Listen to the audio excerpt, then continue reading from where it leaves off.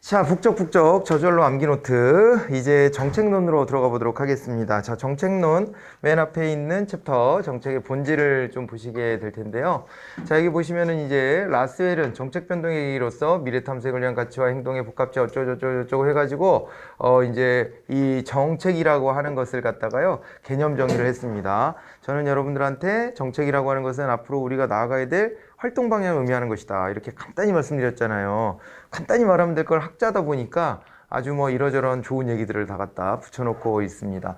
여러 학자들이 정책에 대한 얘기를 했지만 우리 이제 정책학의 아버지인 라스웰의 정책에 대한 정의를 한번 곱씹어 본 거고요. 그 다음에 정책의 3대 구성 요소에는 정책 목표, 정책 수단, 정책 대상 집단 이렇게 있었죠. 그리고 이제 거기다 하나 더 추가하면 정책 결정자를 포함하기도 합니다. 자, 그리고 정책 대상 집단은 있잖아요. 수혜자하고 비용 부담자 이렇게 둘로 나눠지는 거였고요. 이 틀은 앞서서 우리가 1단원에서 이제 윌슨의 규제 정치 모형이라고 하는 개념에서도 다뤄봤던 그런 측면이 있습니다. 자, 그리고 현대적 의미 행정학은 라스웰이 1951년에 발표한 논문 정책 지향이라는 논문이었죠. 이로부터 시작이 됐는데 50년대에는 인기가 별로 없었다 그랬어요. 그때는 행정 행태론의 시대여가지고 인기가 크게 있지가 못했는데 그런데 이제 이후에 60년대 이후에 미국의 이제 여러 가지 사회 문제들이 불거지면서 정책학이 이제 드디어 관심을 크게 받게 됐다. 이런 역사를 우리가 본 적이 있습니다. 라스웰이 제시했던 이 정책학을 우리가 민주주의 정책학이라 합니다. 그래서 이거 왜 그러냐면요. 궁극적으로는 이 정책을 통해서 인간의 존엄함을 구현하기 위한 것이고 그거를 뒷받침해주기 위해서 정책학이 필요하다 이런 입장을 취했기 때문이다. 이렇게 생각하시면 됩니다. 인간의 존엄성. 자, 드로어는 이제 또 정책학을 굉장히 풍부하게 만들어줬던 학자입니다. 70년대 이럴 때 막 주되게 활동했던 학자인데요. 직관, 영감, 통찰력 등과 같은 초합리적 요인에 해당하는 비공식적이고 그 다음에 암묵적 내지는 묵시적 이런 말 비슷한 말 들어가면 됩니다. 자, 그래서 이 묵시적인 지식을 강조했다 이렇게 보시면 됩니다. 이거를 갖다가 우리가 뭐라고 불렀냐면은 초합리성이라고 했거든요. 초합리성. 그러니까 공식적으로 다른 사람들하고 이렇게 공유되지 않은 자기만의 노하우, 직관 뭐 이런 것들을 갖다가 우리가 이제 이렇게 이제 묵시적 지식, 초합리성 이런 식으로 불렀던 것이고요. 정책의 일반적인 단계, 이 정책은 단계가 매우 중요하잖아요. 그래서 이제 아젠다 세팅, 정책 의제 설정에서부터 이제 시작을 합니다. 정책 의제 설정과 결정, 집행, 평가, 그리고 필요하면 종결 이렇게 이어지죠. 배분 정책에서 상대방이 우리 측 안건에 찬성해 준다면 우리도 니네 안건에 찬성해 줄게 라고 하는 투표 결탁이다 그러면은 로그 롤링이라고 그랬죠. 로그 롤링이라고 했습니다. 아니면 투표 담합 이런 식으로도 표현을 하고 투표 교환이라고 하는 표현도 씁니다. 뭐가 들어가도 상관없어요. 로그 롤링 이렇게 되고요. 분배 정책에서는 수혜자가 되기 위한 경쟁이 벌어지는데 배분 정책, 분배 정책은 같은 말로 이해하시면 돼요. 원래 분배랑 배분은 경제학 같은 데서는 되게 예민하게 구분해요, 사실은. 그런데 우리 행정학 하는 거니까 크게 이렇게 구분하지 않고 학자마다 예민하게 쓰는 사람들도 있기도 하고 서로 배분이 맞냐 분배가 맞냐 이러기도 하는데 그런데 그냥 우리는 섞어서 뭐가 나와도 같은 개념을 떠올리면 되는 거예요. 알겠죠? 네, 그렇게 되는데 이 수혜자가 되기 위한 경쟁이 벌어지지만 갈등이 낮다 이렇게 되어 있네요. 그죠? 그렇죠. 이거는 틀림없는 얘기고요. 여기는 이제 재분배 정책이 될 겁니다. 수혜자와 비용 부담자의 갈등이 크게 나타나서 집행이 곤란한 거, 재분배 정책. 물론 이제 규제 정책도 갈등이 크고 그러긴 합니다만은 이런 거에서는 이제 여러분들이 또 힙합 세대인데 라임도 탁탁 좀 맞춰야 되겠죠. 그죠? 라임을 맞추려면 이제 분배 정책과 재분배 정책에 대한 비교가 좀 깔끔하게 딱 떨어지는 문장이 아닐까 싶습니다. 자, 그리고요, 이제 부처 신설 또는 변경, 공직자의 보호수 산정, 선거구의 조정 등과 같이 정부기구의 구조와 기능상의 변화를 목적으로 하는 정책이다. 이렇게 되면 구성정책이라고 했습니다. 그죠? 그래서 국민들이 직접 이게 피부에 와닿는 정책은 아닌데 내부에 있는 사람들은 난리가 나죠. 여러분들이 이제 공직자가 되면 난리가 날 거예요. 이런 거 하나 변경한다 그러면. 그리고 이게 환경적으로 이제 국민들한테는 영향을 미치는 그런 요인이 됩니다. 자, 국제행사 유치, 국경일 지정 등등 나온 거 보니까 요건 이제 상징정책이라고 보시면 되겠죠? 상징정책. 자, 그렇고, 그 다음에 리플리와 프랭클린이 규제정책을 두 가지로 이제 나눴는데요. 자, 이제 보면은 특정 제어 서비스를 제공할 권리를 다수의 경쟁자 중에서 소수에게 부여한다. 이 경쟁을 강화하거나 완화하거나 한 정책은 이제 경쟁적 규제 정책이라고 말 그대로 그렇게 갖다 붙이시면 되고요. 그 다음에 이제 일반 대중을 보호할 목적으로 하는 것은 보호적 규제 정책이다. 이렇게 보셔야 됩니다. 자, 그리고 이제 솔리스베리는 이제 다른 것보다도 이 자기네들이 셀프로 규제하는 것, 자율규제라는 개념을 정책의 유형으로 소개를 했죠. 자율규제 정책. 이렇게 떠올려 보시고요. 자, 그리고 비공식적 정책 참여자 중에서 정책 견해의 동질성을 바탕으로 설립되고요. 그 다음에 정권 획득을 위한 노력을 전개한다면 이걸 정당이라 합니다. 그래서 이 선거 때마다 후보자를 막 공천하고 우리 찍어주세요. 막 이렇게 경쟁을 하는 거죠. 막 뻥 막 다 쳐가면서, 그죠? 뭐 이것도 해주고 저것도 해주고 다 해주겠다고 하면서 막 그런 경우도 있죠. 정당. 이렇게 보시고요. 이익 집단은 자신들의 특수한 이익을 관철하기 위해서 집회와 시위 같은 걸 하죠. 그리고 국회의원과 관료를 상대로 뭐 이제 여기다 뭐 포획 같은 개념을 넣어도 되고요. 근데 이제 보통 이제 무슨 활동이다 그러면 로비 활동이라는 말이 딱 떠오르면 정확한 겁니다. 로비 활동이다 그러면은 로비 활동이라고 하는 것은 이것은 이제 뭐였냐면은 로비 활동은 일종의 이게 포획이에요. 포획을 하기 위한 구체적인 활동인데 자기네들의 요구를 막 설득하고 다니는 거예요. 그걸 이제 로비 활동이라고 합니다. 자, 그리고 그 다음에 이제 OX로 한번 넘어가 볼까요? 자, 정책 목표 중 치유적 목표가 있습니다. 문제 발생 이전 상태 회복을 정책 목표로 삼는 것이죠. 주로 선진국의 작은 정부에서 많이 나타난다 이렇게 되어 있는데 이건 맞는 얘기가 됩니다. 그렇다는 얘기는 반대로 보면은 창조적 목표가 있잖아요. 창조적 목표는 후진국에서 주로 나타나냐? 그렇죠? 안 했던 거를 우리도 저걸 한번 달성해 봅시다. 이런 식으로 새로운 걸 제시하는 거는 후진국에서 정부 주도형으로 무언가를 할 때 주로 많이 제시가 될 가능성이 있고요. 치유적 목표는 이미 사회가 안정화되어 있는 속에서 이제 어떻게 되는 거예요?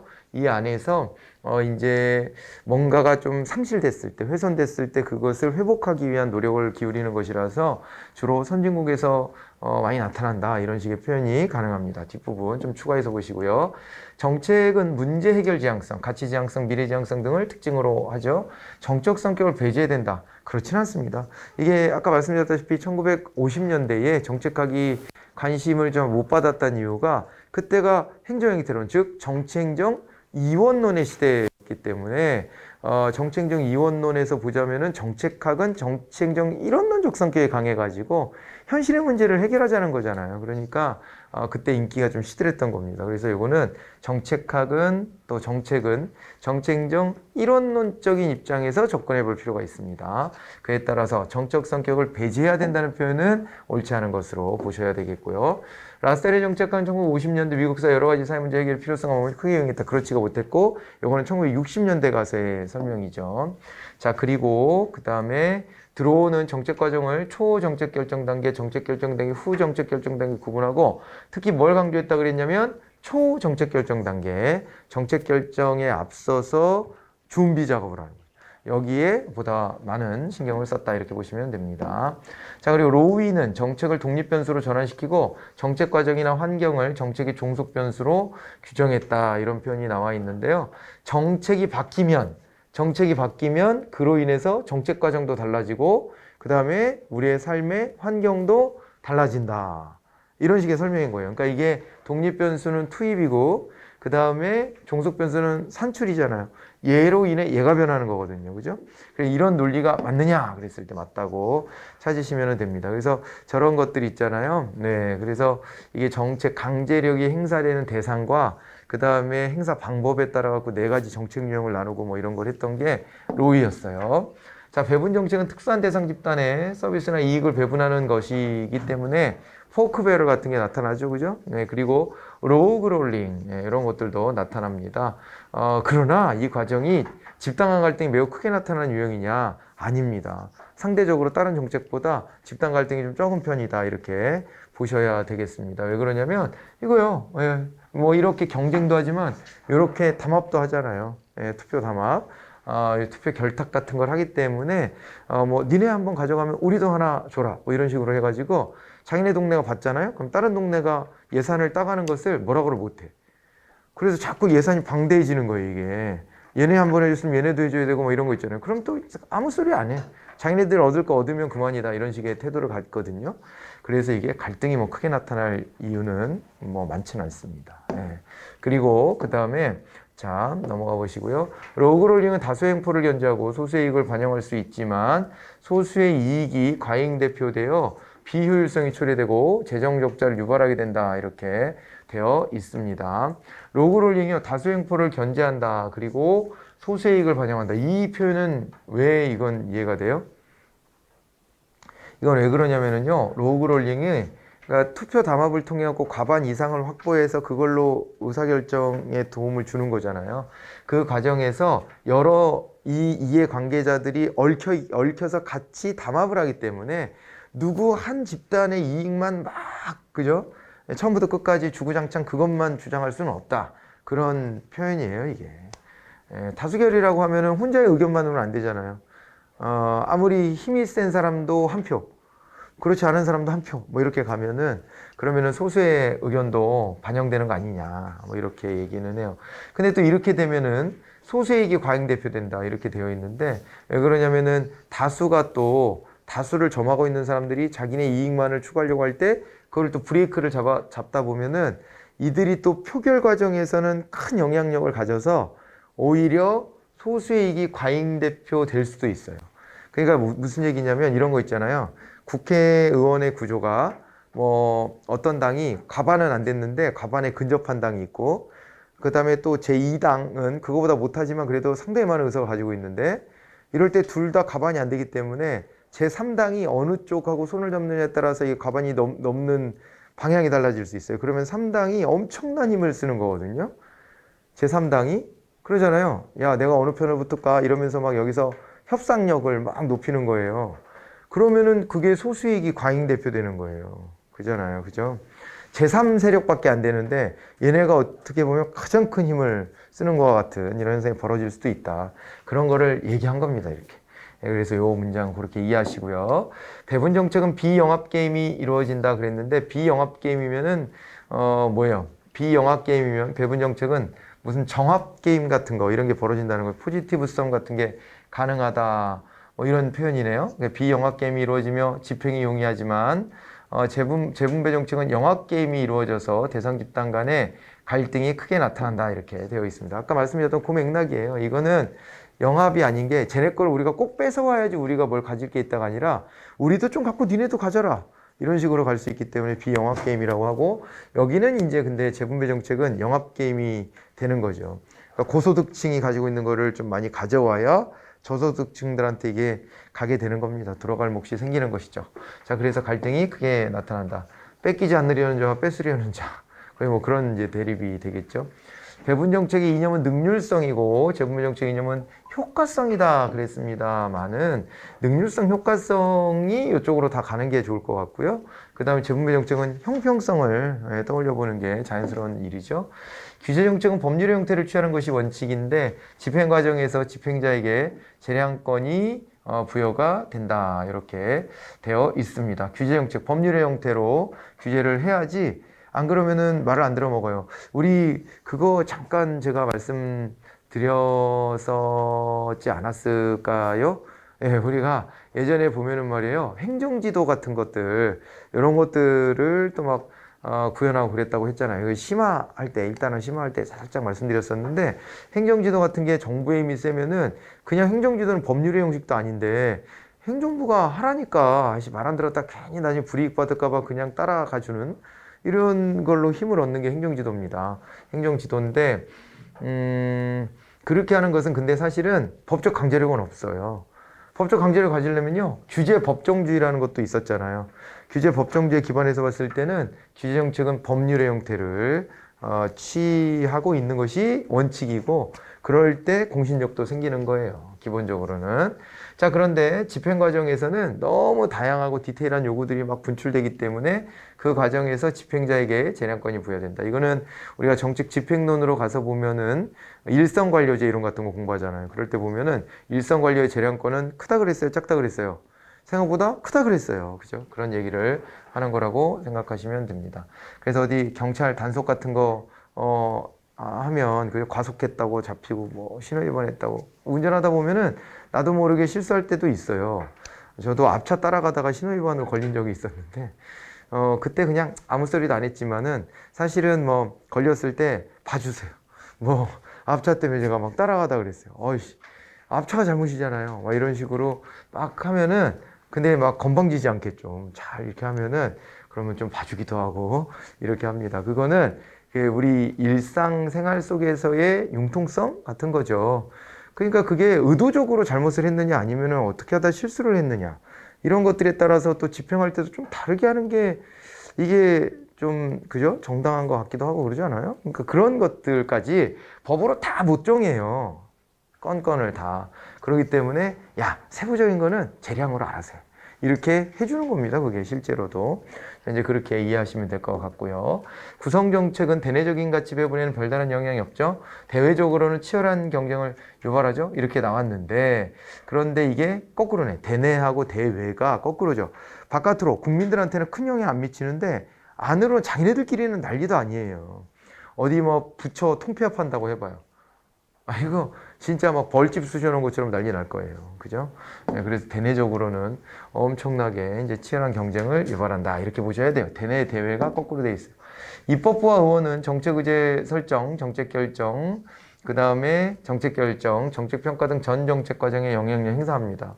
실제 국회의원이다. 그 국회의원들이 모여있는 의회다. 그러면 영향력이 의제 설정에서부터 결정은 이들이 법으로 만들어야지 결정되는 거잖아요. 아주 중요한 역할을 하고 그 다음에 이것에 대해서 나중에 집행할 때도 예산을 주냐 마냐의 문제. 이들의 손에 다 달려 있어요. 그리고 평가 같은 거 하고 맨날 국정감사할 때 막 깨잖아요. 장관! 뭐 이러면서, 그죠? 장관 되게 높은 사람인데, 장관! 지금 의원을 무시하는 거예요? 태도가 그게 뭐야? 막 이러면서, 이렇게 일을 해도 되는 겁니까? 막 이렇게 따지면은 장관이 쩔쩔 매잖아요. 장관이. 예, 뭐 존경하는 의원님 뭐 이러면서 사실은 존경도 안 하면서 존경한다고 뻥도 치고 그러면서 좀 봐주세요 이렇게 하는 게 국회의원들한테는 정책 평가에 대한 권한도 매우 막강하기 때문에 그리고 그걸 바탕으로 해서 다시 여기 정책 결정 같은 거 다시 할 수도 있잖아요. 그러니까 이게 힘이 아주 매우 큰 겁니다. 근데 다만 국회의원은 한 사람의 국회의원으로는 뭐 일을 다 결정할 수가 없죠. 다수결로 가야 되기 때문에 그런 점에서는 좀 이들 스스로는 좀 답답해하지만은 바깥에서 봤을 때는 뭐 국회의원들이 할 수 있는 일은 뭐 엄청나게 많다. 이렇게 볼 수가 있는 거죠. 국민의 대표이기 때문에 권한이 많이 주어져 있습니다. 비공식적 정책 참여자 중에서 이익 집단은 특수한 이해관계를 공유하는 사람들이 자발적으로 결성해서 정책 과정에 영향력을 행사하며 공익과 사익의 조화로움을 추구한다 이렇게 돼 있는데 전혀요. 이익 집단 자기네 이익만 추구하지 공익에 대한 고려를 대부분은 하지 않아요. 할 수도 있지 물론. 뭐 극단적으로 항상 안 해 이렇게 말할 수는 없을지 몰라도 예를 들면 노조 같은 데가 뭐 이를테면은 공익적 가치를 같이 실현해 보겠다고 이런 것도 하고 그러잖아요. 예, 그러기도 하는데 그러나 근본적으로는 사익의 추구. 요게 이제 골자를 이루는 거고요. 그런 면에서 요즘에는 또 그런 목소리도 오히려 있어요. 노조가 왜 정치적인 사안을 갖고 자꾸 얘기하냐. 노동자들의 권익이나 잘 지켜라. 이런 요구도 오히려 있죠, 오히려. 그러니까 이익 집단이라는 것 자체는 근본적으로는 사익을 추구하기 위한 집단이지 공익 자체가 본질은 아니기 때문에 그런 표현도 나오는 것이 아닌가 싶어요. 자, 그리고 그 다음에 이익 집단은 제한적 영역에 관심을 갖다 맞습니다. 시민단체도 그래요. 그러니까 이거 헷갈리면 안 돼. 시민단체가 환경 분야도 있고, 뭐 인권 분야도 있고, 뭐 그 다음에 뭐 여러 분야가 있지 않냐. 뭐 통일 뭐 분야도 있고, 경제 관련된 데도 있고. 그러면 포괄적이죠. 이렇게 하면 안 됩니다. 시민단체 하나하나를 놓고 얘기를 해야 돼요. 근데 정부 같은 경우에는 혹은 또 정부를 구성하는 데 관여하는 정당, 뭐 후보자 공천하고 이런 정당은 포괄적 영역에 관심을 가져야 돼요. 집권하고 싶으니까. 그러지만은 시민단체는 자기네 분야만 딱 떠올리면 되는 겁니다. 그래서 이익집단과 시민단체는 제한적 영역에 관심을 갖는다. 아니 만약에 아까처럼 시민단체를 그런 식으로 포괄적이라고 말하면 이익집단도 포괄적이지 그러면. 이익집단은 각가지 분야가 다 있는데 그러니까 그렇게 따지는 것은 아니고 하나하나를 떼어놓고 이렇게 설명을 해줘야 됩니다. 자, 그 다음에 이제 우리 단답형 퀴즈로 넘어가 보도록 합니다. 정책 목표 중 과거에 경험해보지 못한 새로운 상태 달성을 추구하는 것과 관련된 것은 창조적 목표라고 보면 되고요. 정책 결정 및 정책 집행을 설명하고 정책 문제 관련이 있는 자료들을 수집하여 이에 대한 해석을 제공하는 학문을 정책학이라고 하겠죠. 자, 그리고 또 로이의 정책 분류인데요. 예, 표의 빈칸은 여기는 강제력의 행사 방법이겠죠. 아이고. 그리고 또 그 다음에 앞으로 넘어간 거죠. 예, 강제력 행사 방법이 될 거고요. 그 다음에 1번은 개별 행태와 대비해서 행태의 환경이에요. 환경. 1번이 환경, 2번은 행사 방법. 그래서 여기 이제 각각 집어넣어 보면 여기가 배분 정책, 분배 정책, 그리고 여기가 구성 정책, 여기가 규제 정책, 여기가 재분배 정책 이렇게 되는 것이죠. 자, 이제 그렇게 해서 채워 넣으시면 되고요. 배분 정책에서 자원 확보를 위한 구성원 간 치열한 경쟁 상황을 일컫는 것은 포크 배럴이었습니다. 구유통 정치 포크 배럴이고, 그 다음에 정부의 강제력을 토대로 개인이나 일부 집단에 대하여 재산권 행사 또는 행동의 자유를 억제하여 반사적으로 다수이익을 보호하려는 목적을 실현하는 정책을 뭐라고 하느냐 이렇게 되어 있는데요. 이거는 뭔가 사회적 약자를 위한 또 측면도 있고요. 그리고 또 시장 실패 이런 걸 극복하는 측면도 좀 있고요. 그래요. 예, 그런 것들 등등의 목표로 해서 여기 보면은 다수의 이익을 보호하기 위해서 일부 집단에 대해서 이제 통제한다. 그래서 규제 정책으로 보시면 되겠고요. 조세, 병역, 토지 수용 등 정부의 공공 서비스에 대한 비용 또는 대가로서 일반 국민들에게 일정 물적 자원을 부담시킨다면 추출 정책으로 보시면 되는 것이겠네요. 정치 참여 주체 중에서 이런 걸 하는 건 헌법재판소입니다. 우리나라에서는 헌법재판을 담당하는 데는 헌법재판소이고요. 각 특정 영역에 대한 공공이익을 실현할 목적으로 자발적으로 결성했대요. 각 특정 영역인데 공공이익을 실현한대요. 도덕성, 신뢰성 이런 게 매우 중요하대요. 그럼 시민단체가 되는 거죠. 이거는 그죠? NGO, NPO 이런 데가 됩니다. 자, 그리고 이제 이 챕터를 빨리 한번 볼 텐데요. 여러분 있잖아요. 지난주에 본 거 중에 문장이 잘못된 게 있었어요. 맨 뒷부분에 단답형 말하기 7번. 거기에 문제 중에 신행정론이라고 되어 있는 걸 신공관리론으로 바꿔줘야 돼요. 예. 자, 이번 시간에는요, 우리 정책 의제 설정으로 들어가 보도록 하겠습니다. 정책 의제 설정에서 보시면 코카 엘더가 이제 외부 주도형 모형을 제시를 했잖아요. 이 정책 의제 설정의 세부적인 단계로서 사회 문제, 사회적 이슈, 그 다음에 이제 퍼블릭 아젠다라고 했는데 이걸 공중의제라고 합니다. 공중의제와 정보의제로 이렇게 단계를 설정을 했습니다. 사회 문제에 대한 주도자와 그 다음에 땡땡 장치가 있을 때 사회적 이슈화가 가능하다. 이제 트리거링 디바이스 이렇게 돼 있지 않습니까? 예, 그래서 이건 촉발 장치 혹은 점화 장치 뭐가 들어가도 상관없습니다. 점화 장치, 촉발 장치 뭐 이렇게 보시면 됩니다. 자, 그리고 정책 결정자 공식적 의사결정을 통해 적극적으로 관심을 갖고 진지하게 검토하기로 명백하게 밝힌 정책 의제가 뭐냐. 그랬으니까 이거는 정부 의제가 되겠죠. 정책 결정자까지 넘어왔잖아요, 이제. 자, 그리고 이제 정부 내 정책 결정자들의 주도로 채택이 되고 정부의 PR을 통해 민간을 동원하는 방식으로 하면 동원 모형 말 그대로 답이 있어요, 지금. 동원 모형 이렇게 보시면 되고 후진국에서 주로 많이 나타난다 그랬죠, 그죠? 그리고 여기서 이제 동원 모형은 정부가 문제 해결 방침을 먼저 결정하는 방식이므로 논쟁의 주도자가 정부다 이렇게 보셔야 돼요. 이건 외부 주도형하고 차이점이 있는 거죠, 그죠? 자, 정부 내지는 국가 뭐가 들어가도 이것도 상관없습니다. 대중의 지지가 낮을 때 일단은 정부가 이거 붐업시키려고 선택해서 하는 거예요. 자, 그리고 내부주도 모형은 의도적으로 국민을 무시하거나 사전에 국민이 알면 곤란한 문제, 시간적 여유가 없을 때 활용되는 모형이고요. 요거는 이제 대중에게 일부러 안 알리고 한다. 뭐 이런 측면도 있어서 음모형이라는 표현도 씁니다. 자, 그리고 미엘스는 과두제 철칙을 얘기했었죠. 소수의 지도자들이 기득권 보호에 집착한다.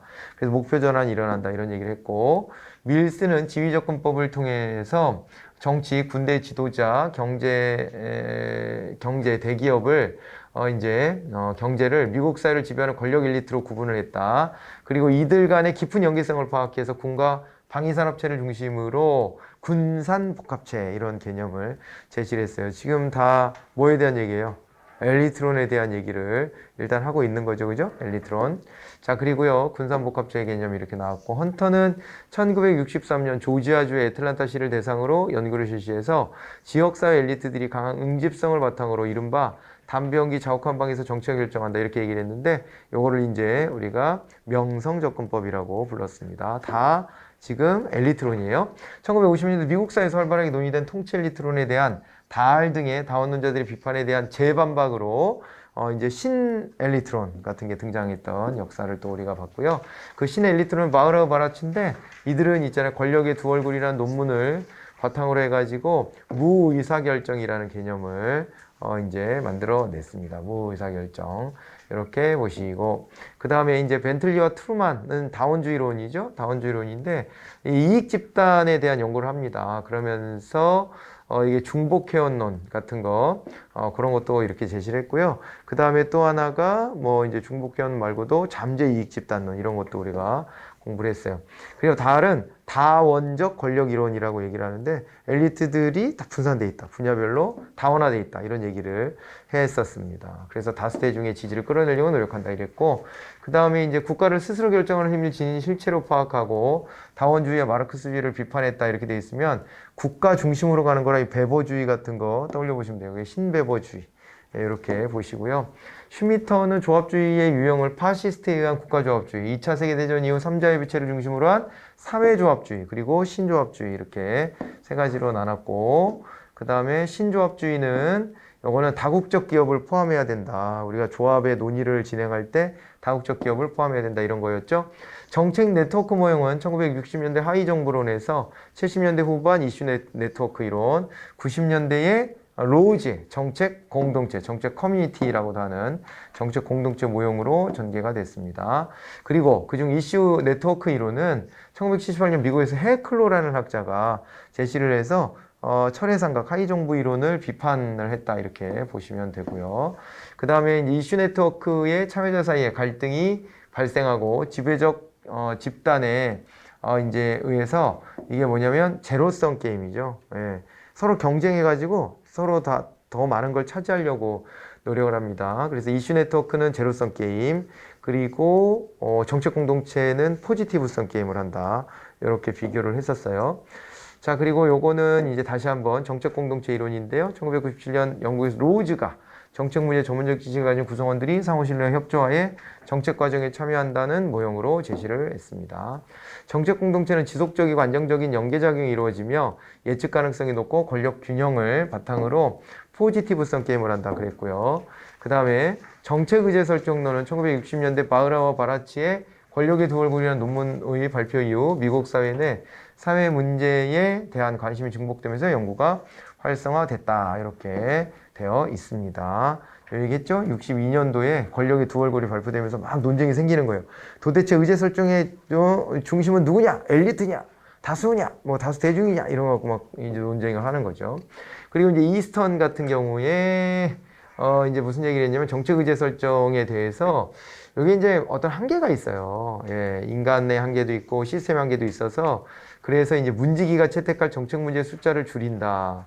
이랬는데 이 이스턴 같은 경우는 체제 이론도 얘기했었잖아요. 체제 이론으로서 문지기 역할을 한다.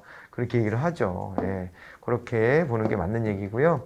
그리고 일반 대중이 주목을 받을 만한 가치가 있는 문제다. 정부가 문제 해결에 나설 필요가 있다고 인정된 사회 문제를 정부 의제가 아니라 이건 이제 공중 의제에 대한 얘기였죠. 공중 의제 전제 조건으로 다수의 관심과 인지, 정부 개입의 필요성에 대한 공감, 정부의 권한에 속하는 사안이라는 판단 같은 것들이 있고요. 그리고 나름 해결이 될 것 같은데 라는 느낌도 있어야 돼요. 좀 어느 만큼은. 공중 의제는 제도 의제, 토론 의제라고 하고 정부 의제는 공식 의제, 체제 의제, 행동 의제라고 한다 그랬는데 제도 의제, 체제 의제 요게 거꾸로 돼 있어요, 지금. 예, 거꾸로 돼 있어서 비슷한 표현이 뭐가 있는지도 한번 이렇게 확인해 보시기 바랍니다. 자, 외부 주도 모형에 대한 얘기인데 외부의 주도에서 정책 의제가 되는 경우로 주로 정부가 외부의 요구에 민감하게 반응하는 선진국의 정치체제에서 나타난다. 그렇게 봐야 되겠죠? 아무래도 민주주의적 방식이잖아요. 밑에서부터 보텀업해서 의제를 채택하는 방식이기 때문에 선진국형이에요. 외부 주도 모형의 경우 외부 집단 간의 경쟁으로 인해서 사회 문제의 근본적 해결이 가능하다 그랬는데 이게 외부 주도다 그러면은 다양한 이해관계가 얽힐 거 아니에요. 우리한 이거 해줘라 저거 해줘라 이렇게 해줘라 저렇게 해줘라 하기 때문에 보통은 그냥 봉합하는 수준으로 결정되는 경우가 많지 근본적 해결이 잘 안 돼요. 근본적 해결하려면요 나를 따르라 막 선지자 같은 사람이 나타나서 아예 그죠? 예, 아예 밑바탕 자체를 다르게 만들어내는 이런 게 더 나을 수도 있어요. 그런 면에서. 그죠? 자, 그래서 민주주의라고 하는 게 원래 그래요. 저렇게. 원래 뭔가 아쉽다. 이런 느낌을 계속 주는 거죠. 그러면서 점진적으로 가는 게 민주주의지, 한 큐에 뭐가 되는 게 없는 겁니다. 민주주의라고 하는 거. 그러면 민주주의를 좋아한다라고 말하면 안 돼요. 이제 그런 욕심이 있으면. 허심하는 외부주도 모형을 강요된 정책 문제, 동원형을 채택된 정책 문제로 지칭했죠. 예, 그래서 외부주도형은 밑에서부터 올라오기 때문에 강요된 정책 문제다 이렇게 봤고요. 동원 모형은 주로 정부의 힘이 강하고 민간형의 힘이 취약한 후진국 정치체제에서 나타난다 이렇게 되었고요. 동원 모형은 전문가 영향력이 크고 외부주도형에 비해서 정책 결정의 내용과 과정이 좀 더 분석적이고 체계적이라는 특성을 지닌다 그랬는데 이것도 맞는 얘기로 보시면 되겠습니다. 왜냐면은 국가가 주도하기 때문에, 그렇기 때문에 좀 더 체계적이고 분석적이다 이렇게 말할 수가 있어요. 자, 내부 접근 모형은 관료 또는 외부 집단에 의해 주도되어서 이들이 정책의 최고 결정자를 움직인다. 그리고 정책 의제로 채택되는 경우다. 그래서 부와 권력이 편중된 불평등한 사회에서만 나타난다. 이 만자가 들어가면 항상 근데 의심해야 돼요. 전반적으로 맞는 얘기긴 한데 선진국에서 나타나기도 해요. 선진국에서라고 로비 활동 안 합니까? 예, 그런 데서 다 하기 때문에 내부 접근 모형으로 가게 되는 경우들이 있죠. 예, 그렇게 포획되는 경우들이 있습니다. 동원형은 최고 통치자 또는 고위 정책 결정자가 주도하고 내부 접근형은 동원형보다 낮은 지위에 해당하는 고위 관료의 주도가 됩니다. 예, 그래서 오히려 대통령이 잘 생각하지 않는 영역에서 이제 내부 접근형 같은 게 나타나는 경우들이 있죠. 애틀란타시 연구를 진행한 헌트의 명성접근법에 의하면 지역사회는 정치 엘리트보다는 경제 엘리트가 주도한다. 그런 얘기 했었죠. 자, 그리고 무의사결정은 정책 문제 채택 과정에서 지배 엘리트들에게 안전한 이슈만을 논의 대상으로 삼고 자신들에게 불리한 문제는 거론조차 못하도록 문제를 의도적으로 무시하는 것으로 이렇게 개념 정의를 했고요. 정책 의제 설정 과정에서만 유효하냐? 그렇지는 않았어요. 무의사결정론을 넓게 이렇게 보면 정책 집행 과정까지 막 쫓아다니면서 이걸 이제 회방하는 거죠. 네, 그렇게 봐야 되고, 그 다음에 무의사결정은 다원화된 선진국보다 주로 후진국에서 나타난다 그랬는데, 요거는 어때요? 무의사결정은 후진국에서 나타난다 이렇게 했는데 그건 아무래도 더 그럴 수밖에 없겠죠. 왜냐하면 선진국은 아까도 말했지만은 밑에서부터 보텀업 하기 때문에 무의사결정 함부로 못해요. 근데 후진국은요, 지배 엘리트의 힘이 견고하기 때문에 이런 데서는 이제 무의사결정이 일어날 가능성이 더 높죠. 다원주의는 국가를 대립하는 이해를 조정하는 수동적인 심판관으로 인식하는 반면 마르크스주의에 기반한 계급이론은 국가를 자본가 계급의 이해를 반영하는 도구에 불과하다고 인식한다. 이렇게 되어 있습니다. 자, 그리고 하위 정부 모형 비공식적 참여자인 이익집단과 공식적 참여자인 정당 및 관료 조직이, 이거 항상 이렇게 나오는 거라 그랬죠? 정당이 아니고 의회 혹은 의회 의원 이런 식으로 가져야 됩니다. 자, 그래서 이거 X로 보셔야 되고요. 그 다음에 또 철회 상각은 주로 대통령 등 최고 결정자의 관심이 덜하거나 비교적 영향력이 적은 분배 정책의 영역에서 형성된다. 이것도 맞는 얘기가 됩니다.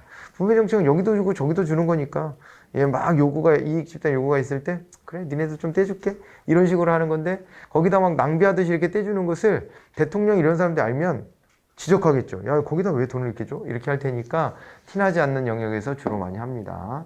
하위정부 모형의 3자 연합은 외부로부터의 개입을 배제하고 독립적인 역할을 수행하지만은 구성원 간의 관계가 불안정적이고 정책의 자율성이 낮다 이렇게 되어 있는데요. 구성원의 관계가 굉장히 단단합니다. 이래가. 한번 이렇게 굳어지면 이해관계가 딱 결탁되기 때문에 그러기 때문에 여기에 이제 구성원 관계가 매우 안정적이고 정책의 자율성도 자기들끼리 알아서 막 이렇게 싸바싸바하기 때문에 자율성도 높다고 봐야 돼요. 하위 정부 모형은 정책 과정에서 이익 집단의 역할을 강조하는 이론이다. 그래서 분야별 이익 집단이 활성화되지 못한 정치체제와 개발도상국에서 정책 과정의 적용이 좀 곤란하다 이렇게 나와 있습니다. 그러니까 이익 집단의 활동이 활발해야 되는데 이익 집단이 활발하지 못한 이런 사회에서는 이 이론이 먹히질 않죠. 이슈 네트워크는 참여자의 범위가 넓고 개방성이 높죠. 교환할 수 있는 자원을 가진 참여자가 절대적으로 구성한다. 이 뒷부분이 틀려요. 이슈 네트워크는 저런 거 상관없이 누구나 다 관심 있거나 자기 이해관계랑 걸린다고 생각하면 다 참여할 수 있어요. 자원을 확보한 사람만 참여하게 하는 것은 정책 공동체였죠. 정책 공동체. 그런 점에서 비교를 해보셔야 돼요. 이슈 네트워크의 참여자들 간의 접촉 빈도는 유동적이며 그리고 공동체 의식은 미약하다 이렇게 봐야 됩니다. 서로 경쟁적인 관계가 돼서 제로섬 게임을 하는 거예요. 이슈 네트워크 모형은 거미줄처럼 엮여있는 복잡한 구조화에서 다양한 집단이 출현하고 이들 사이에서 민주화된 정책 과정이 전개되는 현대사회를 설명하는데 유용하다 이렇게 되어 있는데요. 네, 여기 이슈 네트워크가 해클로가 그런 얘기를 한 거예요. 이 다원화된 사회 속에서는 이 거미줄처럼 복잡한 과정들이 얽혀 있는데 그런 것들을 너무 무시하는 거 아니냐. 하위정부 모형에 한계가 있다 이렇게 지적을 했던 거고요. 정책 공동체 이론은요, 개인주의를 토대로 미국식 다원주의를 비판하면서 정부와 이해 집단 간 사회적 합의를 중시하는 유럽식 사회조합주의 관점에서 바라보고 있고 안정적인 상호 의존 관계를 유지하는 공동체를 전제한 유럽식 이론이다. 유럽의 이론이다. 이거 맞는 얘기입니다. 자, 정책 공동체 참여자는 교환 가능한 자원을 보유해야 되고 그리고 교환 관계를 형성할 수 있는 이들로 제한됩니다. 기본 가치를 공유하고요. 공식적, 비공식적 접촉의 빈도도 매우 높은 편이에요. 정책 공동체의 형성에는 장기간이 소요되고요. 최고 결정권자의 지지가 바탕이 되어야 된다. 이렇게 되어 있습니다. 정책 공동체. 자, 그리고 정책 공동체 구성원들은 해결 방안의 도출보다 갈등 상황에서의 논쟁과 토론을 중시하며 정책 효과에 대한 책임도가 높다 그랬는데 요거는 이제 있잖아요. X가 되는 게 정책 공동체에서 뭘 막 주장해서 뭐가 됐다 그래서 자기들이 공식적으로 뭘 책임지고 그런 건 아니에요. 예. 그래서 요거는 X로 이렇게 보셔야 되겠습니다. 단답형 퀴즈로 가보도록 하겠습니다. 자, 여기 행정학의 이론적 발달에서 단답형 퀴즈에는 뭐가 나왔나 이걸 좀 보는데요. 여기 위에를 안 바꿨구나 내가. 행정학 이론적 발달이 아니라 단원명이 잘못됐다. 그죠? 예, 정책 의제 설정론입니다. 예, 그거는 정정해 주시고. 사회 문제가 정부의 관심을 이끌어 정책 의제로 등장하게 될 때까지의 일련의 과정을 무엇이라고 하냐 그랬는데 일련의 과정을 이제 정책 의제 설정 과정이라고 합니다. 그 다음에 인위적인 해결 가능성이 전제된 다수와 관련한 부정적 사안으로 개인의 문제가 불특정 다수인에게 장기간에 걸쳐 반복적으로 발생하는 것을 뭐라고 하냐 이렇게 했는데 이런 걸 사회 문제라고 했죠. 다수의 관련성이 있고 그 다음에 또 이제 좀 부정적인 사안이고 그러면서 인위적 해결 가능성까지 갖고 있으면 사회 문제라고 했습니다. 문제의 성격이나 해결 방법에 대한 의견 일치를 이루지 못한 채 논쟁의 대상으로 남아있는 사회 문제를 사회적 이슈, 아직까지 이슈까지만 온 거고요. 정책 결정자가 불만 세력을 무마할 목적으로 표면적으로 관심을 표명한 왜곡된 의제를 뭐라고 하냐 그랬는데 그걸 이제 가의제, 이건 얘기한 적이 없고요. 시험에서 잘 안 나오지만 이런 식으로 가의제라는 개념도 있어요. 그러니까 이제 정책 결정자가 불만 세력들이 막 뭘 요구하니까 알았어, 내가 해줄게 이렇게만 하고 그냥 퉁치고 넘어가는 거지. 이렇게 하는 걸 가의제라고 하기도 합니다. 사회 문제로 인해 피해를 입고 있는 집단이 대중의 관심을 유도하여 정부의 압력을 행사하는 정책 의제 모형이 뭐냐 이렇게 됐는데 이게 바로 외부 주도형이죠. 밑에서부터 올라오죠. 이해와 설득의 노력을 통해 일반 대중의 지지를 획득해서 성공적인 정책 집행을 이끌기 위한 정부의 활동을 우리가 이제 PR, 예, 공공관계라고 얘기했던 거고요. 의제 설정 모형 중 대중적 지지가 높을 것으로 기대되어 국가의 의제를 설정을 주도한다는 모형이 뭐냐 이렇게 하면 이거는 구치기형이에요. 이거는 저 동원형하고 차이는요. 동원형은 대중의 관심이 낮은 분야를 전제하는 건데 구치기형은요. 대중의 관심이 높은 분야예요. 정부가 나서 주도적 확 끌고 가버리는 거. 그러면 구치기형이 된다 이렇게 보시면 됩니다. 무의사결정의 방법 중 반대 세력을 자신의 세력으로 유입하는 것을 적응적 흡수라고 했죠. 그죠? 이런 것도 있었고 그 다음에 벤틀리 트루만의 이익 집단론 중 정책 결정자가 잠재 집단의 조직화 가능성을 염두하여 그들의 이익을 보장하기 때문에 이제 소수의 특수이익이 정책을 지나치게 좌우하지 못한다고 보는 이론이 잠재 이익 집단론이죠. 그죠? 그랬고 그 다음에 미국 유해분시에서 170년간 이루어진 중요한 정책 결정 사항을 다 이걸 연구한 게 바로 로버트 다할이었어요. 다할이고 그래서 과도적인 사회가 왜 다원주의 사회로 변화하게 되는가를 설명을 했다. 왜냐하면 지배 엘리트들이 나눠져 있기 때문에 분야별로 나눠져 있기 때문에 다원적 사회로 변한다 이렇게 얘기했죠. 자본주의 국가에서는 실업과 인플레이션의 유발이 정부의 존립 기반을 위태롭게 해요. 그래서 재집권을 위해서는 이 특정 기업 집단에 특권을 부여할 수밖에 없다 이런 설명했었죠. 우리나라도 막 삼성이나 이런 데 좀 정권 권력자들이 좀 약해요. 약한 게 그럴 수밖에 없다. 우리나라는 그 재벌 기업들에 대한 의존도가 높기 때문에 그래 벌어지는 거예요. 이런 일들이. 이거를 딱 지적한 게 바로 신다원주의. 이렇게 보시면 됩니다. 자, 그리고 경제적 부를 소유한 지배계급이 정치 엘리트화돼서 피지배계급을 억압하고 정부의 정책은 지배계급을 위한 봉사수단에 불과하다고 보는 이론을 계급이론이라고 보시면 됩니다. 그러니까 국가를 수단 정도로 보는 게 계급이론이었고요. 헤겔의 전통을 기반으로 법감지성을 바탕으로 수립되는 관료제 이론을 정립한 학자는 바로 막스 베버가 됩니다. 요거는 뭐 우리가 이제 공부 잘 안 했는데 인지공동체라 그래가지고 우리가 이제 뭐 정책 네트워크 이론들 얘기했잖아요. 네, 그랬는데 거기에 하나 좀 추가해 볼 만한 정도의 내용이에요. 그러니까 요거는 특정 분야의 전문성과 지식이 있어야 되고 해당 분야의 정책과 관련된 권위 있는 전문 직업가들이라고 했어요. 그러니까 약간 정책 공동체보다도 좀 더 조건이 좀 그렇죠. 그 분야의 전문가들, 그 분야의 직업적 전문가들 이런 식으로 설명을 한 이론이 인지공동체다 이렇게 보시면 되겠습니다. 자, 여기까지 마무리를 지어보도록 할게요. 수고하셨습니다.